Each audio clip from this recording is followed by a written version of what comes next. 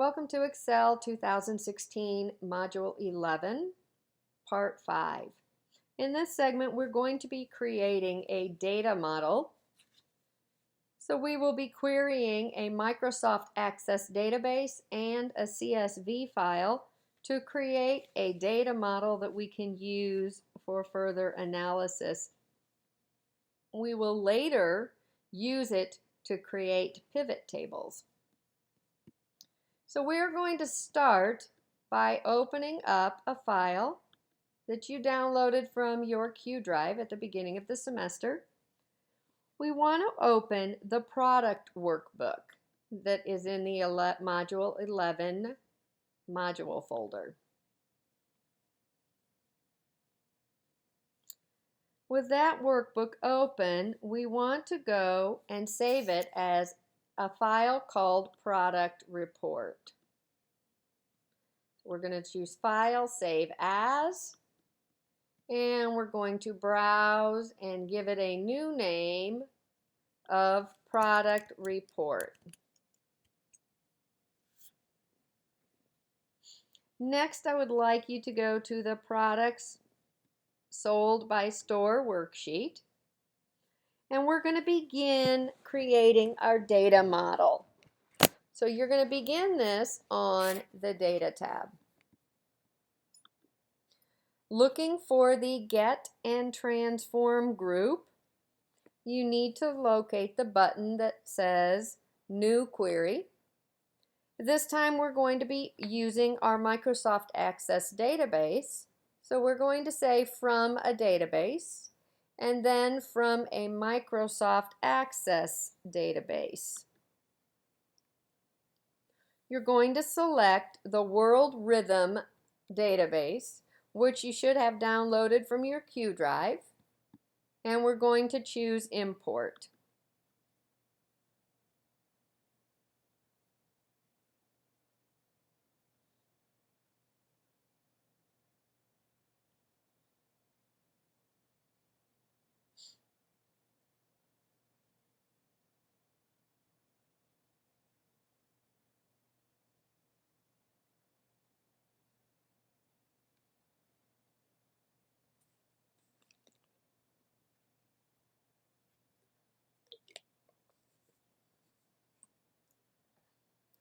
We're going to click on the Items Purchased table within that database.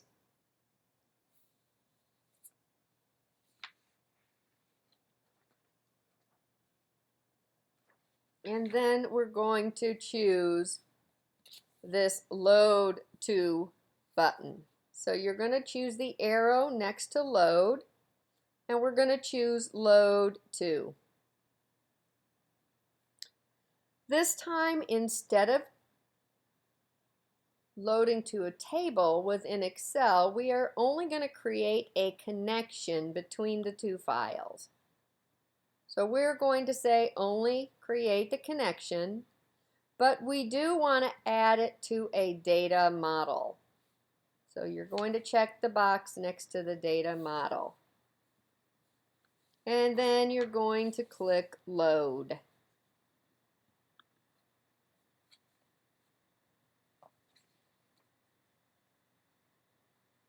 It will load in the records from your database. It's creating the connection to all of the rows that are in your database. So let's create some more queries to different tables so that we can use the information and link it. So we're going to again go to our Data tab. We're going to choose New Query. We're still working from our database, so choose from the database, from a Microsoft Access database, and again select World Rhythm and then Import.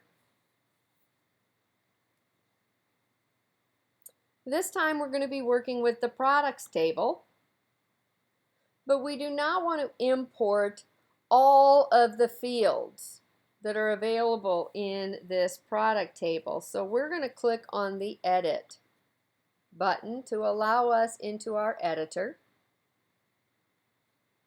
we're going to click on the fields that we do want. So we want the item ID.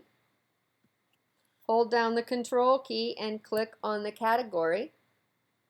Click on the subcategory, and again, your Control key must be down, and the description with the Control key down.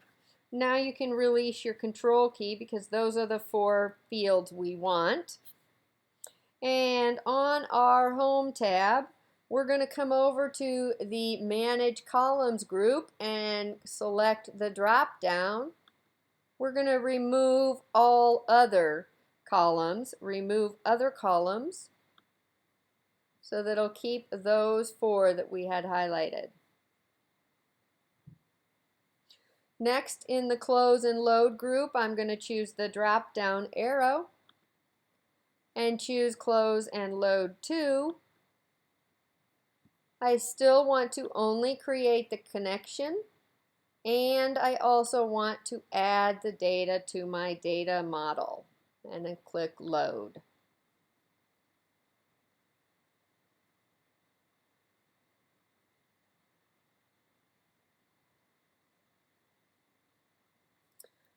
And we're going to add one more data from one more table to our data mart before we work with our CSV file. So again, in our Data tab, we'll choose New Query. We'll choose from the database and from an Microsoft Access database. And we will choose our World Rhythm database to import from. We're going to click on the Stores table, but we do not want all of the fields again, similar to last time. So we're going to choose the Edit. We're going to select the fields that we do want. We want to click on Store ID, and then with our Control key down, we will click on the Store City, and again with the Control key down, click on the Store State.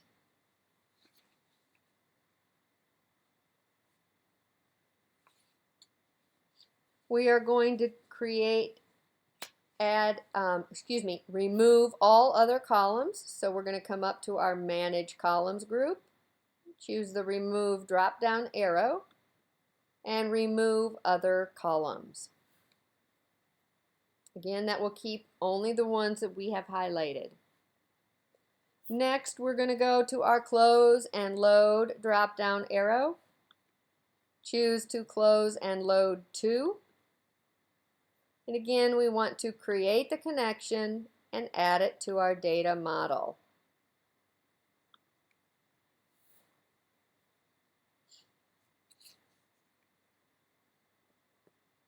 Now the last item that we want to add to our data model comes from a CSV file. So we're going to go to our Data tab and again choose New Query. This time we're going to choose from a file and from a CSV file. And we want to choose the 2-year revenue and then import.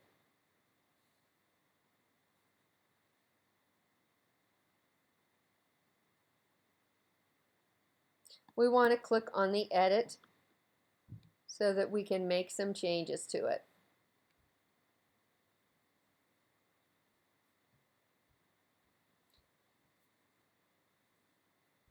The first thing that we are going to do is we are going to click on the Applied Steps, this change type, to remove that. That was changing our zip codes.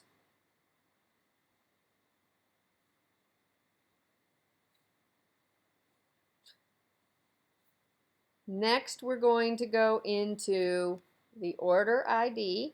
We're going to pick the fields we want. We want order ID, Control, and then we're going to choose the order date. We're going to choose the store ID, And then we're going to scroll over and locate the customer's zip code.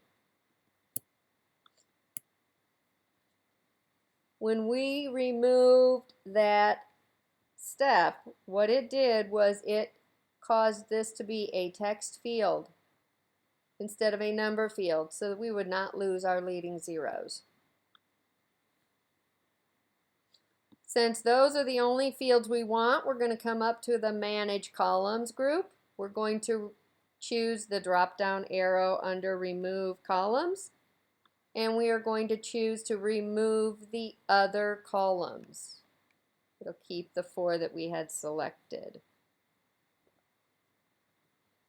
Now next you can see that our order date field is not formatted as a number, and you can tell that because of the way it's aligning. So what we want to do is we want to transfer this to a type of field that is a date field. We're going to transform it. So we're going to go to our Transform tab, and up here in our Any Column group, you want to make sure that your order date field is highlighted. Next to data type, you can see it currently says text. We're going to click that drop down arrow and choose date, and it'll convert those to a date field.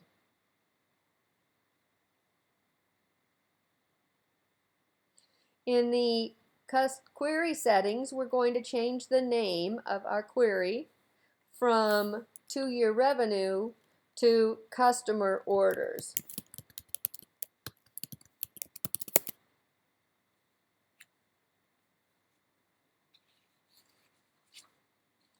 And now we're ready to load this information into our data model. So we're going to go back to our Home tab, and we're going to choose the drop down under the Close and Load arrow. We're going to choose Close and Load To. We're going to tell it to create a connection and add it to our data model. Then we will click Load.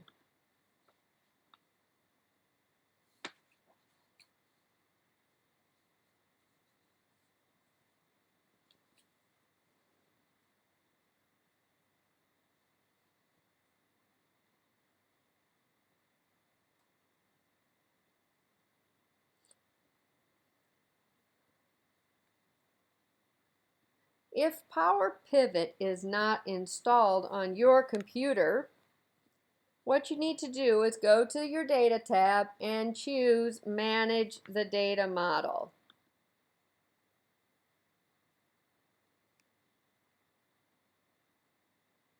It will ask you to enable this data model. So you will get an enable prompting, and that will finish the install for you.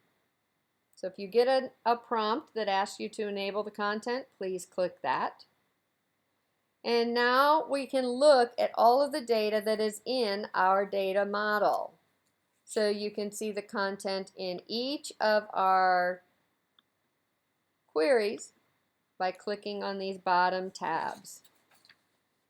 What we want to do now is we want to create the relationships between these queries. So we're going to go up here to the diagram view. So on my Home tab, in the View group, you'll see Diagram View. If you click that, you can enlarge your screen. You should see all 4 of the queries listed on here. If you want to move some, you can drag by clicking on the actual name of the query, and it will allow you to then move it wherever you want to place it.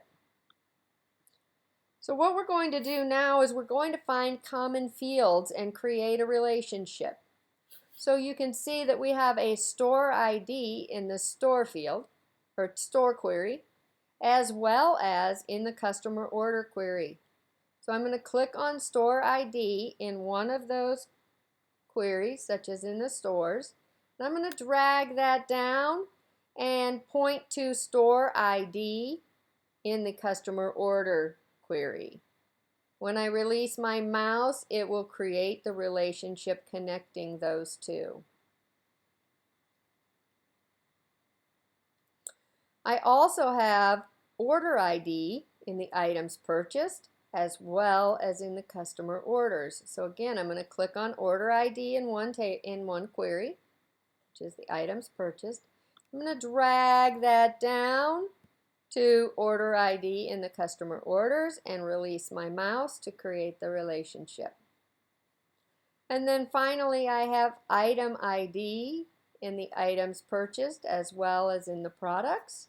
So I'm going to click on it in the items purchased, drag it over to the products, and release my mouse, creating a third relationship.